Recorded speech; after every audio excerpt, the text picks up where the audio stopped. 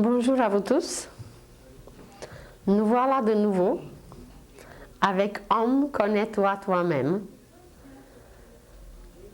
Homme qui est l'univers en lui-même. Homme qui depuis des siècles et des millénaires ne se connaît pas encore car il est infini, il est complet, il est en lui-même l'univers.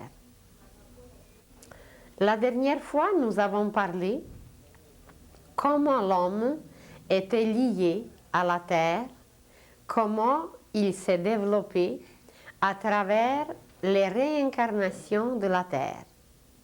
Que la terre où nous nous trouvons aujourd'hui a passé déjà d'autres époques auparavant, d'autres périodes où notre conscience s'est développée petit à petit d'un état de coma comme celui des minéraux aujourd'hui, à un état d'un sommeil profond, comme celui des plantes d'aujourd'hui, et encore plus tard, à un état d'un sommeil léger avec des rêves, comparable à la conscience des animaux d'aujourd'hui. Et c'est seulement sur sa quatrième époque, sur la quatrième réincarnation de la Terre, aujourd'hui, que l'homme a atteint l'état de conscience éveillé. Et même ce mot éveillé n'est pas encore pleinement manifesté, car l'homme en réalité est très peu encore conscient de tout ce qui se passe, surtout en lui.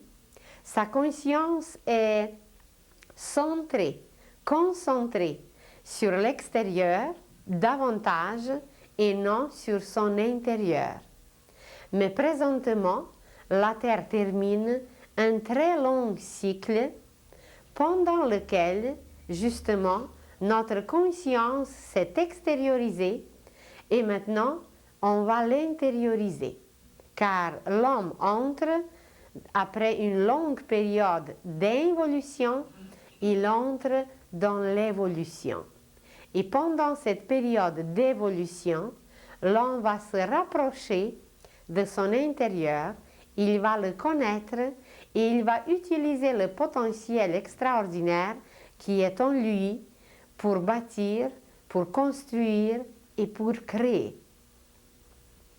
Nous nous sommes dit aussi que la Terre, dans ses réincarnations précédentes, avait son nom. Chaque fois, elle avait son nom. Et pendant chacune de ces incarnations, notre corps, un de nos corps, s'est développé en correspondance avec ces réincarnations de la Terre. Peut-être vous vous rappelez d'une image qu'on a vue la semaine passée, sur laquelle justement se trouvent les réincarnations de la Terre.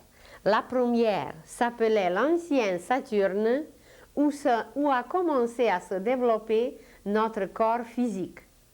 La deuxième s'appelait l'ancien Soleil, où a commencé à se développer notre corps éthérique ou vital. La troisième s'appelait l'ancienne Lune. Ça n'a rien à voir avec des astres d'aujourd'hui, avec des planètes d'aujourd'hui. L'ancienne Lune, où a commencé à se développer notre corps sentimental. Et voilà ce que vous voyez en rouge, en bas, la Terre elle-même d'aujourd'hui. C'est là que se développe présentement notre corps mental. Et comme on en a déjà parlé, que nous possédons 7 corps, il y aura d'autres réincarnations de la Terre où se développeront nos autres corps. Mais cette ligne que vous voyez au milieu, elle termine justement toute cette descente de l'esprit dans la matière, et présentement, l'humanité va traverser cette ligne, elle va abolir toutes les frontières, car ça c'est la dernière frontière à franchir. Quand elle va être franchie, il n'y aura plus de frontières nulle part sur la terre, car l'homme les abolira en lui-même. Alors entre les pays, entre les peuples, entre les nations. Il n'y aura plus de frontières, car la terre va créer une seule famille. Et après avoir franchi cette dernière frontière, l'homme va commencer sa période évolutive et il va se diriger de plus en plus vers les hauteurs spirituelles pendant lesquelles et où l'esprit se manifestera pleinement. Nous avons peut-être déjà vu une autre image sur laquelle vous allez voir les niveaux de la conscience. À la première période, à la première réincarnation de la Terre, on a développé juste le corps physique qui correspond à la conscience du coma. Et vous voyez la ligne pointillée qui représente comment l'âme et l'esprit, comment l'âme est éloignée par son intensité, pas par la distance, mais seulement par son intensité. L'âme est très très loin, son intensité est beaucoup beaucoup plus rapide, tandis que le corps physique vibre à peine.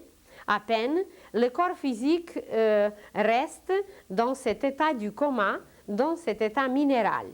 Sur l'autre rubrique, vous voyez un rapprochement où se développe le corps vital qui correspond à la conscience du sommeil profond et il y a encore quand même un espace, une intensité qui est assez lointaine qui sépare nos corps de notre âme. Mais à la troisième réincarnation, le corps astral se développe et ça rapproche davantage l'âme au corps. Et c'est seulement à la quatrième, ici au bout, où la conscience est éveillée, l'âme pénètre le corps et c'est à travers notre mental que nous allons rejoindre l'esprit, que nous allons capter toutes les possibilités, toutes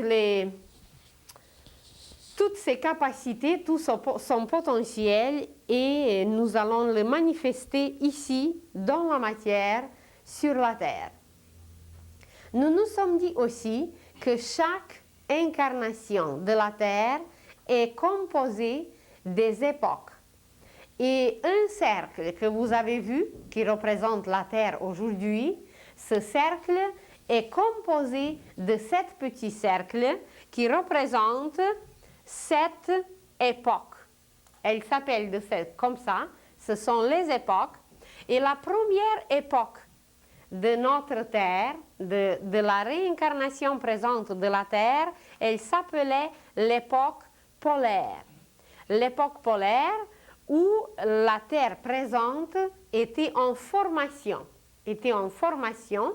et l'homme comme tel, il ne possédait pas encore toute sa stature, toute sa structure d'aujourd'hui.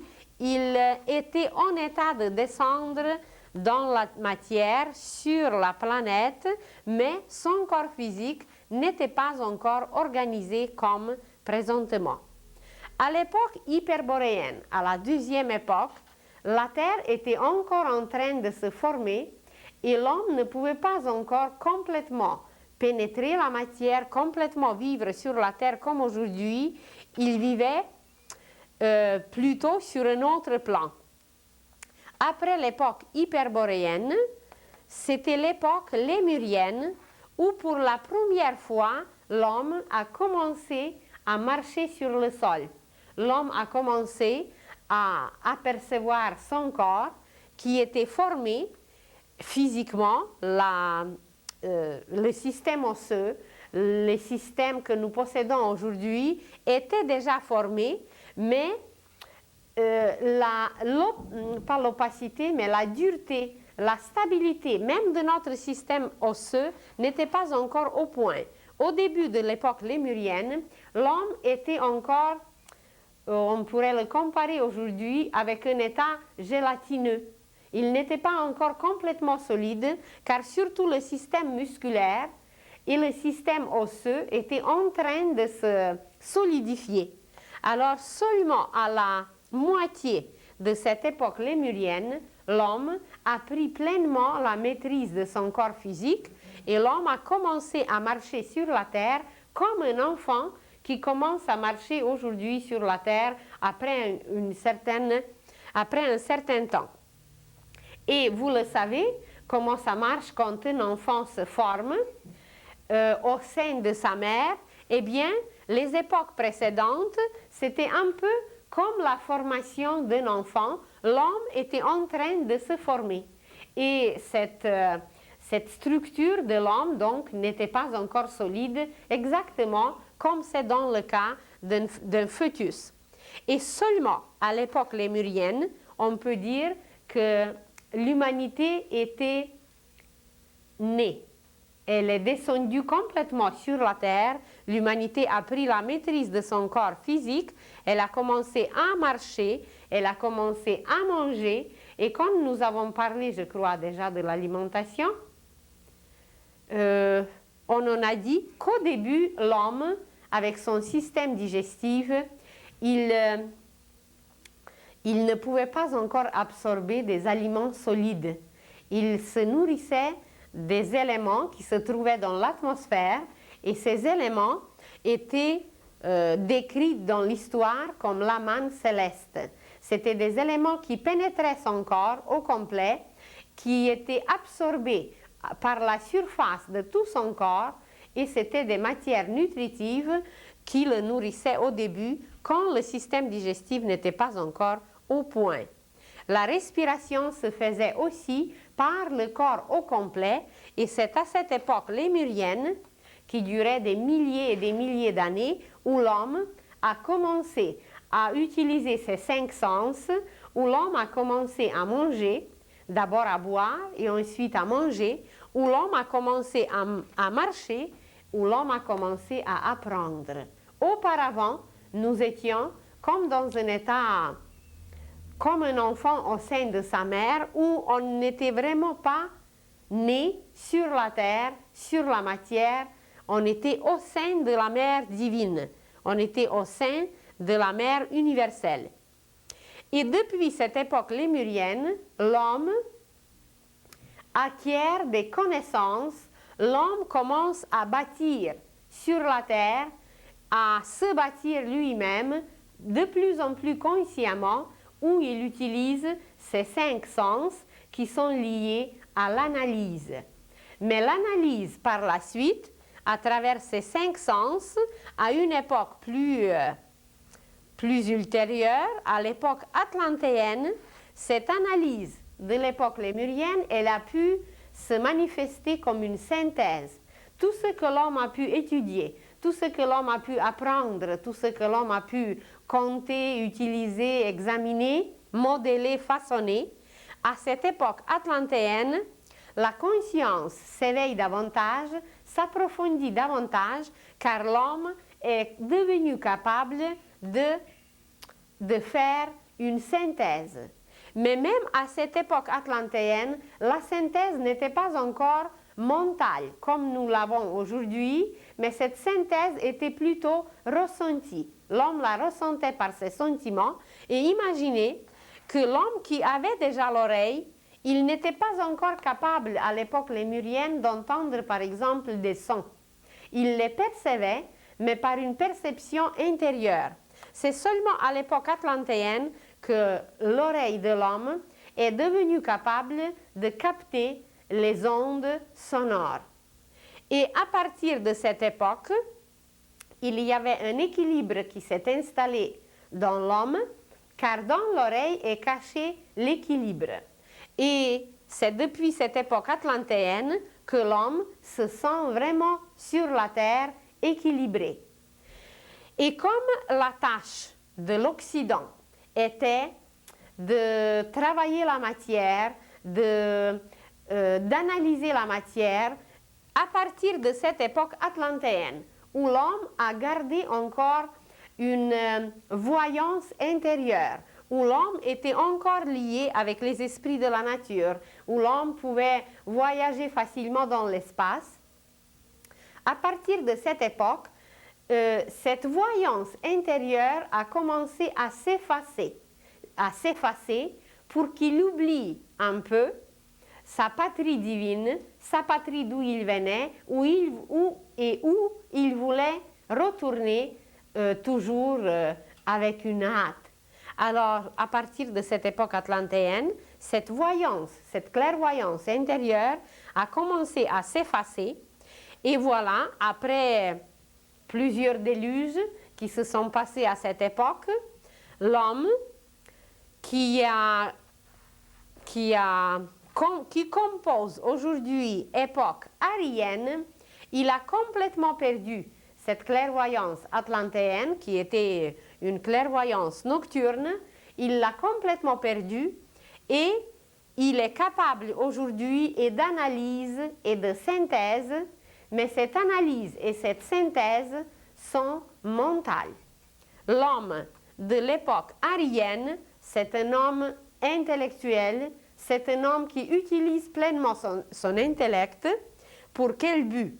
On n'en parle pas présentement, mais c'est à l'époque arienne où nous avons atteint le but de la réincarnation présente de la Terre. C'est le développement du mental, c'est la conscience tournée pleinement vers l'extérieur. Le but est atteint, mais c'est comme si on est arrivé au sommet d'une montagne, mais en route, nous avons perdu certaines choses. Mais de cela, nous parlerons une autre fois. Alors, nous nous trouvons présentement à cette époque arienne, qui est une époque du développement mental, du développement intellectuel, et où nous avons complètement perdu, justement, cette clairvoyance intérieure qu'on possédait auparavant, aux époques auparavant. Et la synthèse que l'homme possède aujourd'hui va lui permettre d'aller encore plus loin, va lui permettre à une époque prochaine, future, va lui permettre de se lier avec le cœur de l'univers, de se lier avec le cœur de chaque chose, car toute chose au monde possède son cœur. Nous parlerons un jour de la musique au niveau cosmique. Nous parlerons du sens cosmique de la musique. Et vous verrez à quel point la musique est importante, à quel point nous ne connaissons pas la vraie musique. Et vous verrez que c'est par l'étude de la musique intérieure qui nourrit le cœur, qui est une nourriture indispensable, que l'homme va arriver à créer. Dans notre mental aujourd'hui, dans notre intellect, comme nous allons très prochainement parler de la pensée, alors on s'arrêtera davantage.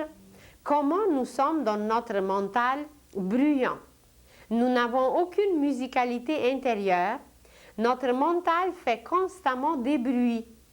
Et vous prenez n'importe quel objet et cet objet va faire des bruits. Ce n'est pas musical. Vous fermez quelque chose, vous frappez la porte, vous froissez un papier. Tous ces bruits, tous ces sons qui nous entourent, en réalité ne sont pas musicaux. Et l'homme va arriver dans l'avenir à émettre par tout ce qu'il va toucher, par tout ce qu'il va produire, il va émettre seulement un son musical. Parce que sa structure, son corps, son langage, ses gestes, tout, absolument tout, doit devenir musical à cause que nous sommes bâtis d'après les lois musicales. Mais cette musicalité n'est pas encore connue, il va la découvrir et il va la manifester, il va l'émettre et tout objet que l'on va créer, toute chose qu'il va toucher va émettre une musique que l'homme va voir, percevoir comme des bouquets inimaginables de couleurs, de beauté et de splendeur. Et aujourd'hui, même Si l'homme se trouve déjà à une époque, disons, assez avancée, à une époque où la conscience doit être complètement éveillée, où il doit pleinement manifester son intellect qui doit nous lier à l'âme, l'intellect ne fait pas encore ce travail. Il ne nous lie pas encore à l'âme.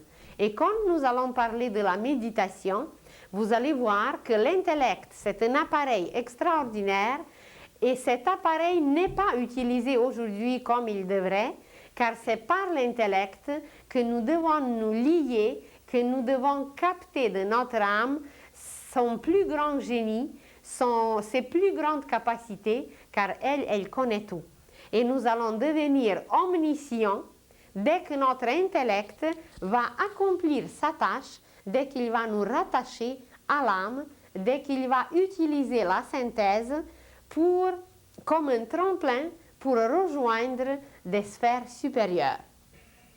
Alors, présentement, nous nous trouvons à cette époque arienne où on a développé l'intellect, mais on a oublié certaines possibilités qui sont cachées en nous intérieurement, de nous lier à l'univers, de nous lier à l'âme et d'être ce qui est appelé aujourd'hui un clairvoyant complet.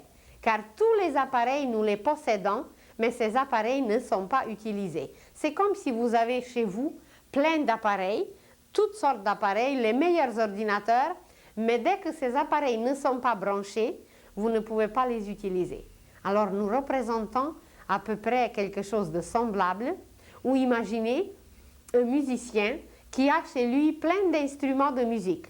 Mais c'est seulement quand il les touche, c'est seulement quand il les connaît qu'il peut jouer et jouer et faire une musique extraordinaire. Alors l'homme, c'est un musicien, l'homme, c'est une âme avant tout, mais il n'utilise pas ses appareils, il n'utilise pas ses instruments, donc il ne crée rien.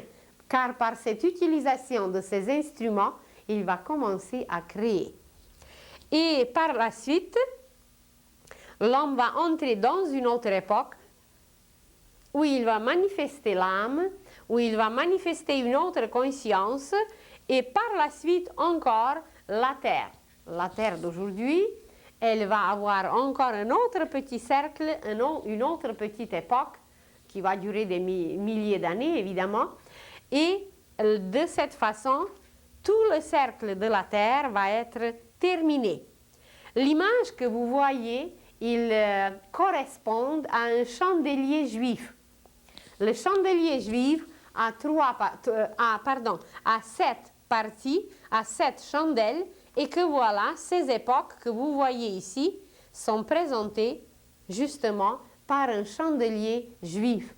Vous allez dire, comment se fait-il que chez les chrétiens, c'est juste 3? C'est que les chrétiens représentent ou présentent la nature trine de tout ce qui existe. C'est le Père, c'est le Fils et Saint-Esprit. C'est l'esprit, c'est l'âme, c'est le corps. C'est le toit, c'est les murs, c'est la fondation. C'est la cime, le tronc et les racines. Partout, le père, la mère, l'enfant, etc., partout où nous voyons cette nature de trinité, alors le christianisme représente cette qualité d'origine, cette qualité trinitaire qui est issue du Père, qui est présentée par ces 3 facettes, par ces 3 faces, et de cette façon, c'est comme si le christianisme retourne à l'intérieur justement, retourne à la source. Tandis que la Bible, surtout l'Ancien Testament, où il y a partout, on nous parle du chiffre 7, eh bien c'est encore ce chandelier juif qui nous exprime les époques de la terre, qui nous exprime les périodes de la terre, qui nous exprime les réincarnations de la terre. Partout on nous parle de 7 anges, partout on nous parle du chiffre 7, on nous parle de 7 sceaux, on nous parle de 7 trompettes, alors ça a une correspondance avec les époques de la terre. Et maintenant, si nous prenons seulement ce petit cercle, seulement l'époque aryenne où nous vivons, cette petite époque, ce petit cercle, il est aussi composé de cet autre petit cercle. Ici dedans, on peut placer sept petits cercles et vous les voyez en gros ici à côté. Ce sont les sept civilisations ou cultures, les sept civilisations ou cultures de l'époque aryenne d'un seul cercle, d'une seule époque. L'époque atlantéenne, elle était composée aussi de ces sept cultures ou de ces sept civilisations. Chaque époque, l'époque lémurienne, c'est pareil. Chacune des époques est composée de sept civilisations.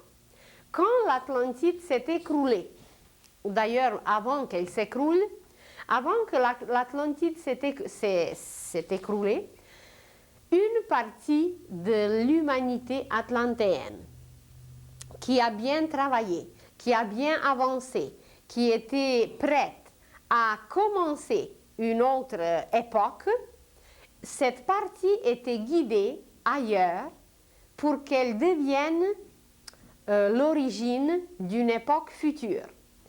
Et il y avait trois courants, mais deux courants principaux, par lesquels une partie de l'humanité atlantéenne était menée ailleurs pour continuer l'époque future. La première partie était guidée par un initié qui s'appelait Ram. Ram, lui, il a instauré un nouveau calendrier. Il a instauré les noms du cercle zodiacal, ce que nous utilisons aujourd'hui, en commençant à compter par le signe du bélier. D'ailleurs, Ram veut dire bélier, celui qui fonce et celui qui réalise dans la matière. Alors, à cette époque lointaine, Ram avait son conseiller qui était un guide, un grand maître, et sous sa direction, Ram a ramassé les élus, Ram a ramassé une partie de l'humanité atlantéenne et les a guidés à travers l'Europe d'aujourd'hui où une partie de ce peuple est restée, par exemple le Pays basque. Jusqu'aujourd'hui, les historiens, les archéologues ne savent pas d'où ce peuple s'est installé dans ces montagnes, comment se fait-il qu'il possède une langue que personne ne connaît. Il y a aussi dans les montagnes Carpates. Dans les montagnes Carpates, il y a aussi quelque chose de semblable. Il y a des traces de peuples comme les Basques, où la langue est inconnue, où on ne sait pas d'où ils sont venus. Alors, ce sont les traces, les restes de ce peuple que Ram a mené par la suite jusqu'aux Indes. Et quand il est arrivé aux Indes, il s'est installé là où se trouve aujourd'hui une partie du désert de Gobi. Il s'est installé sur une partie d'Iran d'aujourd'hui, du Liban et de l'Inde. Et cette civilisation qu'il a fondée aux Indes, elle s'appelle justement la civilisation ou la culture hindoue. Et cette civilisation, cette culture hindoue, elle représente le premier petit cercle de l'époque aryenne. Cette époque aryenne a commencé par la civilisation hindoue, qui était la première époque post-atlantéenne, qui était la première civilisation qui a donné les racines à l'époque aryenne présente. Et cette époque hindoue, ou plutôt cette civilisation hindoue, elle était très florissante, car ce peuple qui venait de l'Atlantide, il possédait des connaissances inouïes. Et Ram lui-même, il connaissait la façon de gouverner, mais une façon harmonieuse. Et ce qu'il a installé aux Indes s'appelait la synarchie. La synarchie, c'est le contraire de l'anarchie. Et ceux qui connaissent le livre de Saint-Yves d'Alvèdre, le livre qui s'appelle La mission de l'Inde, il y a aussi un autre livre, La mission des Juifs. Ils ont pu lire dans ces livres l'histoire de Ram, l'installation de la synarchie, jadis, ça fait déjà des milliers d'années, 3-4 000 ans avant Jésus-Christ, et que voilà, il a installé quelque chose qui va de nouveau revenir sur la terre très bientôt. Avant la fin de ce siècle, encore, l'anarchie sera complètement abolie et une synarchie, une nouvelle façon de gouverner par les grands initiés, va être installée sur la terre. Alors nous sommes très liés à cette époque de Ram, car justement, nous allons rejoindre, dans une certaine mesure, nous allons rejoindre certaines connaissances, certaines réalisations que lui, il a fait au début même de nos civilisations, de cette époque aryenne, où lui-même, Ram, il a instauré cette époque aryenne sur la terre. Arye, c'est justement bélier. Alors, c'est une époque de la réalisation dans la matière. Et pendant des milliers d'années, il a réussi à garder cette synarchie, mais comme l'homme n'était pas encore prêt, ni dans son mental, ni dans ses sentiments, de continuer harmonieusement, alors il est retombé de nouveau dans l'anarchie, dans l'inharmonie qui dure jusqu'à aujourd'hui et qui détruit la terre de plus en plus. Et nous serons les témoins, nous tous, nous serons des témoins des changements inimaginables qui vont s'opérer, qui vont se produire sur la terre d'ici la fin du siècle, et le système harmonieux, le gouvernement harmonieux appelé synarchie va être amené de nouveau sur la terre. Après cette époque hindoue, une nouvelle civilisation est apparue et c'était la civilisation perse. C'était la civilisation perse qui était caractéristique par une dualité. Pendant la synarchie qui était guidée par Ram et pendant toute cette civilisation hindoue, ce qui régnait sur la terre, c'était l'unité. Car synarchie par elle-même, l'harmonie par elle-même, liait l'homme à Dieu. Il ne connaissait que seul Dieu unique et c'était l'unité, c'était un qui régnait. Tandis que pendant l'époque perse, comme l'homme n'était pas encore prêt à se diriger constamment par la lumière, c'est comme s'il avait besoin encore l'ombre. Et l'ombre, eh bien, ce n'est pas la lumière, c'est l'ombre. C'est tout simplement le reflet de la lumière. Et à travers cette ombre, l'homme a connu ce que nous nommons aujourd'hui les ténèbres ou le côté opposé, l'opposition. Et cette opposition s'est manifestée à l'époque perse et l'homme a connu eh bien, ce que nous nommons aujourd'hui l'opposition, les contraires. Ça veut dire Dieu comme lumière et l'ombre comme l'absence de Dieu. Et aujourd'hui, nous sommes complètement tombés dans cette absence de Dieu, c'est que l'homme, jusqu'au niveau physique, est devenu athée. Ça veut dire qu'il n'admet même pas l'existence de Dieu. Alors, lumière, ténèbres, l'homme est devenu conscient de ses opposés à l'époque, pendant cette civilisation perse, où il a connu deux sortes de divinités.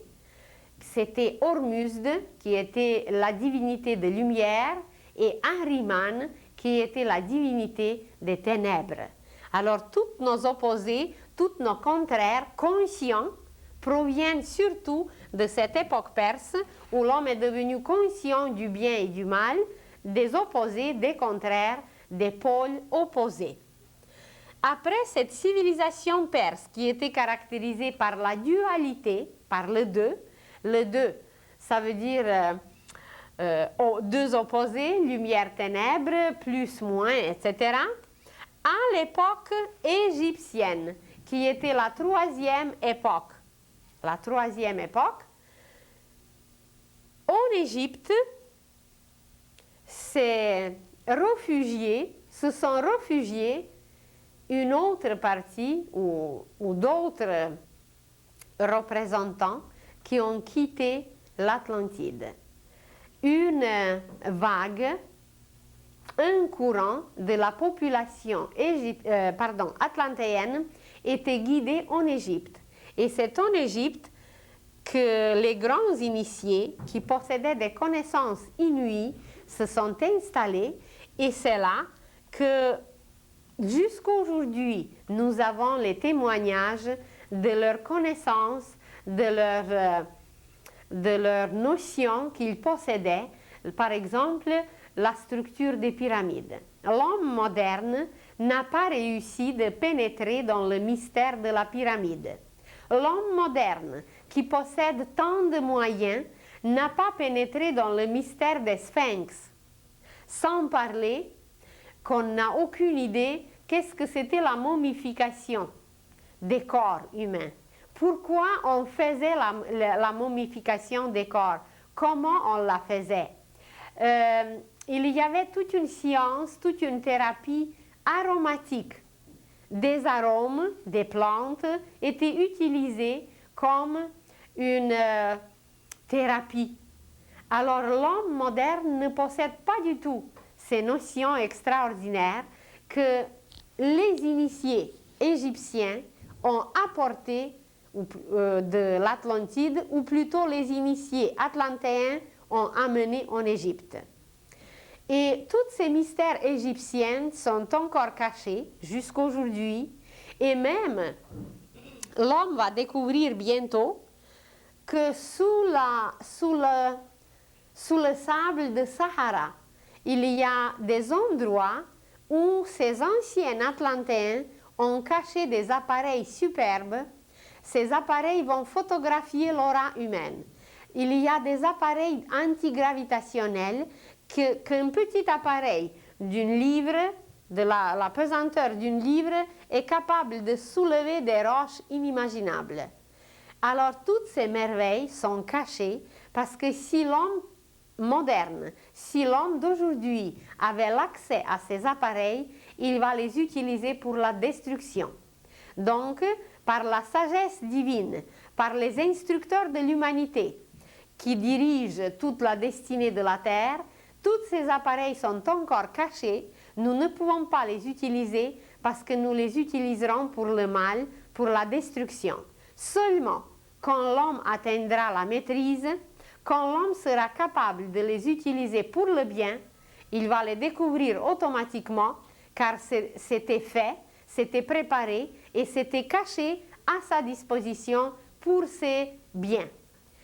Alors, imaginez seulement comment les Atlantéens possédaient cette clairvoyance, quelles connaissances mystérieuses et merveilleuses ils avaient pour bâtir toutes ces merveilles qu'on retrouve aujourd'hui à travers l'Orient. Si vous allez par exemple au Cambodge, si vous allez au Pakistan, si vous allez au Tibet, on découvrira non seulement les temples qui sont bâtis sur la terre, mais il y a des temples souterrains.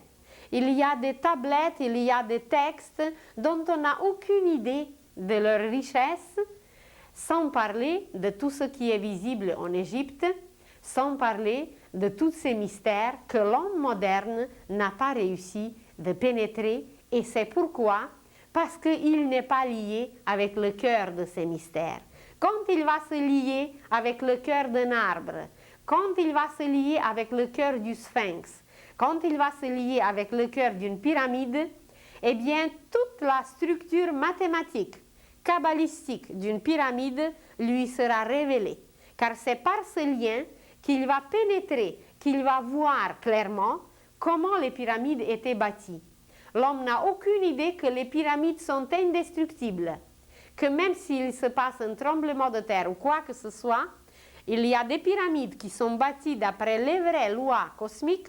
Ces pyramides, une masse de terre, une masse de pierre, elle est complètement indestructible car les coins, les 4 points cardinaux, ça veut dire les 4 coins de la pyramide, avec son sommet, forment un équilibre parfait et le sommet de la pyramide capte des influences du cercle zodiacal, des constellations et tous ces calculs, toute cette structure est faite à la perfection avec une harmonie parfaite et que voilà les courants d'air ou les courants terrestres ou toutes sortes de courants qui sont là ne sont pas autant puissants que ces courants qui viennent de l'univers et que la pyramide garde et que voilà, elle est indestructible.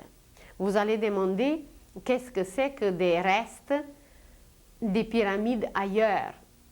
Il y a par exemple au Mexique, il y a par exemple en Amérique du Sud et un peu ailleurs.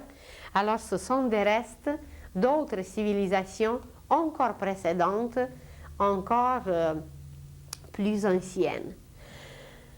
Mais l'homme, de toute façon, il aura un jour la possibilité de voir cette histoire si merveilleuse, je vous en avais déjà parlé, que notre histoire est tellement riche, que notre histoire, nous ne la connaissons pas du tout, car nous sommes centrés encore sur les guerres.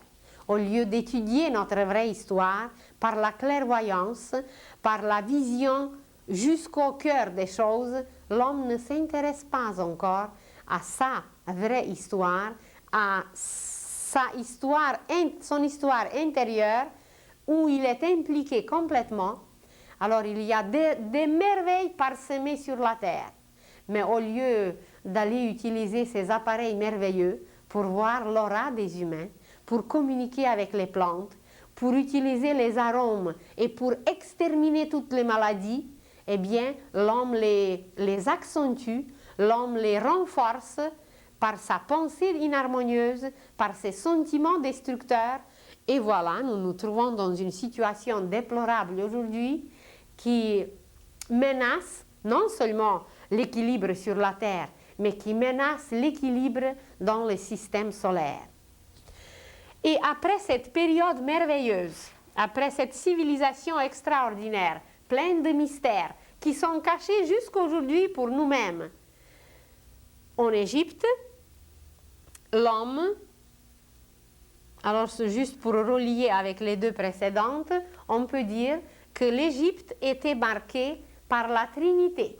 Alors, l'époque hindoue, c'était unité, l'époque perse, c'était la dualité, et l'époque égyptienne, c'était la Trinité. Ceux qui ont étudié un peu, je ne sais pas, les mythes par exemple, ils connaissent les noms comme Osiris, qui était un dieu en Égypte, qui était un dieu solaire. Ils connaissent aussi Isis, qui était une déesse, qui était l'épouse d'Osiris, et c'était des divinités très respectées, très vénérées en Égypte, et leur enfant, leur fils, c'est Horus.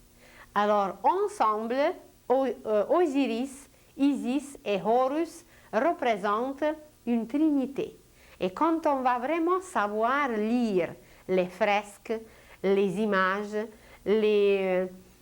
l'écriture même égyptienne, on va découvrir des symboles inimaginables d'une richesse inouïe qui remplit toute cette mythologie égyptienne. À travers cette mythologie qui est très véridique et qui a un côté mystique et historique, évidemment, ce qui nous reste, c'était les initiations égyptiennes. Nous en parlerons une autre fois beaucoup plus en détail, car les personnages les plus célèbres de notre histoire, les philosophes, les grands mathématiciens, les grands poètes de jadis, ils ont tous passé par les initiations égyptiennes. Orphée, Pythagore, Socrate, Platon, Aristote et toute cette élite de l'humanité a passé par l'Égypte. Moïse, par exemple. Moïse, il a appris des choses inimaginables. Il a passé par des initiations égyptiennes et que voilà, il est devenu un messager de Dieu pour tout l'Ancien Testament, pour toute une civilisation, pour toute une période.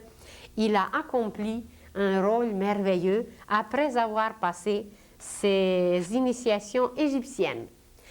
Et voilà, l'unité, dualité et trinité. Après cela, l'humanité entre dans une autre civilisation qui n'est plus ni l'unité, ni dualité, ni trinité, mais qui est pluralité. C'est multiple. Ce n'est plus un dieu, une déesse et leur fils, mais c'est l'Olympe, la civilisation gréco-latine, surtout la civilisation grecque, qui est la quatrième chandelle sur le chandelier juif des 7 degrés. Cette civilisation grecque a apporté énormément au niveau de la pensée. Et la pensée humaine s'est renforcée énormément avec les philosophes grecs, avec tout ce développement de la beauté, de la splendeur, de la culture grecque. On dit que depuis Socrate, aucune nouvelle pensée n'est apparue sur Terre. Alors imaginez que jusqu'aujourd'hui, ça fait déjà des milliers d'années, aucune nouvelle pensée. On utilise, on rumine toujours et de nouveau tout ce qui a été créé, qui a été donné à l'époque grecque. Cette époque grecque qui a manifesté une floraison dans la matière par la sculpture, par la peinture, par toutes sortes d'arts. Cette culture, évidemment, elle a influencé et elle a marqué la suite, qui est la culture latine, et nous sommes aujourd'hui les héritiers. Nous sommes aujourd'hui ceux qui possèdent toutes ces richesses depuis le début, depuis la civilisation hindoue jusqu'à aujourd'hui. Nous sommes ceux qui possèdent, ceux à qui on a confié ces richesses de jadis. Nous pouvons étudier la philosophie orientale, nous pouvons posséder les richesses orientales, perses, égyptiennes et gréco-latines. Et si vous vous apercevez, c'est que cette démarche des civilisations va avec la démarche du soleil. Le soleil se lève à l'est, puis il va un peu plus loin, puis encore plus loin. La civilisation gréco-latine, elle fait un pont. Surtout la Grèce, elle fait un pont entre l'Orient et l'Occident, où aujourd'hui, voilà, nous, la civilisation aryenne, nous nous trouvons comme la civilisation occidentale. Mais dans cette civilisation aryenne occidentale, c'est surtout l'Europe qui a joué un très grand rôle.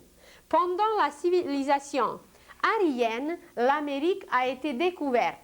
Mais l'Amérique représente encore un pays jeune, un pays avec un potentiel inouï. Et justement, c'est présentement la 5e race évolutive, pas la 5e race, les races que nous connaissons, la race rouge, noire, blanche, etc., jaune. Il ne s'agit pas de ces races, mais il s'agit de la race évolutive. Et la 5e race évolutive a pris tout en main à l'époque de la civilisation hindoue. C'est Ram qui a débuté la 5e race. C'est après le déluge, après la disparition de l'Atlantide, qui était la 4e race. Voilà que la 5e race a commencé à s'installer, à se développer, et jusqu'à aujourd'hui, on arrive au sommet de la 5e race évolutive, commencée par Ram, et voilà, nous sommes au sommet, nous sommes à sa vieillesse et nous allons préparer, nous, les Occidentaux, mais surtout l'Europe, doit jouer un très grand rôle dans la préparation de la 6e race évolutive qui va poursuivre l'acheminement et qui va continuer la civilisation future qui va s'appeler Philadelphie. Vous trouvez un nom bien intéressant qui est Phila et qui est Delphes, et la 7e civilisation de cette époque aryenne, qui va s'appeler la civilisation ou la culture de Laodicée. Alors voilà, nous nous trouvons aujourd'hui à ce 5e cercle, doublement 5e, car et les époques et les civilisations, ces deux cercles se recouvrent, se retrouvent ensemble, et l'humanité d'aujourd'hui prépare une fondation, prépare des conditions, un terrain pour un développement futur d'une splendeur et d'une beauté inimaginables. Et c'est aujourd'hui, nous, ici, la civilisation aryenne, occidentale, la 5e race, que nous allons devenir conscients. Nous allons devenir conscients de nos acquisitions du passé, de toute cette richesse qui nous a été transférée, les appareils dont je vous parle qui sont cachés en Égypte, qui sont cachés sous le sable, les textes, les écritures, les temples qui sont cachés quelque part en ancienne Perse, dans tous ces pays qui ont composé jadis Perse. Les connaissances et les notions sur la synarchie qui ont composé cette première civilisation hindoue, ça va nous être transmis par les grands initiés qui sont déjà sur la terre et qui attendent le moment propice pour nous transmettre tout. Et même, je peux vous dire que c'est déjà là. Le 20 janvier 81, ça fait deux ans, le 20 janvier 81, les conditions zodiacales, les conditions cosmiques étaient si favorables, étaient si bénéfiques, que c'était le moment propice, le bon moment, comme pour s'aimer quelque chose dans la terre, il y a des bons moments et des moments moins favorables. Alors ce 20 janvier 81, c'était le moment où la synarchie sur la terre a été déjà officiellement annoncée. Vous allez dire, mais comment se fait-il qu'on n'en parle pas à la télévision? Eh bien, c'est qu'elle est encore un petit bébé tout couvert qui dort. Alors, le petit bébé dort, mais quand le bébé va grandir suffisamment, quand le bébé va se débarrasser de ses couches et quand il va devenir conscient, eh bien, vous savez très bien que personne ne peut arrêter un bébé de bouger, un enfant de courir, et quand c'est un adolescent, de faire ce qu'il a à faire, et quand c'est un adulte, d'accomplir les actes d'un adulte. Alors, la synarchie présente pour l'époque future est déjà née sur la terre. La date de sa naissance, c'est le 20 janvier 81, où les influences planétaires, où les influences des constellations étaient très très propices, extrêmement bénéfiques, et les grands maîtres et les grands initiés qui connaissent notre avenir, qui connaissent la destinée de la Terre, ils ont déjà fondé la synarchie sur la Terre.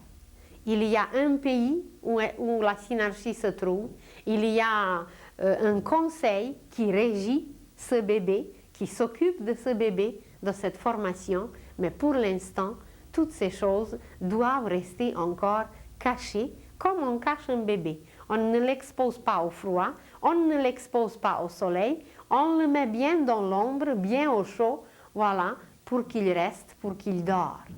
Alors, c'est à peu près la même chose pour ce qui se passe sur la terre pour nous. Et voilà, de cette façon, l'humanité va revenir sur son histoire, elle va apprendre les richesses qu'elle possède, elle va les découvrir et à l'extérieur, mais avant de les découvrir à l'extérieur, elle doit les découvrir à l'intérieur. Et c'est par un travail sur nous-mêmes, sur notre pensée, sur nos sentiments, sur notre pureté, que nous allons acquérir toutes ces richesses. Je vous remercie beaucoup pour aujourd'hui. Je vous souhaite bonne semaine et à la prochaine.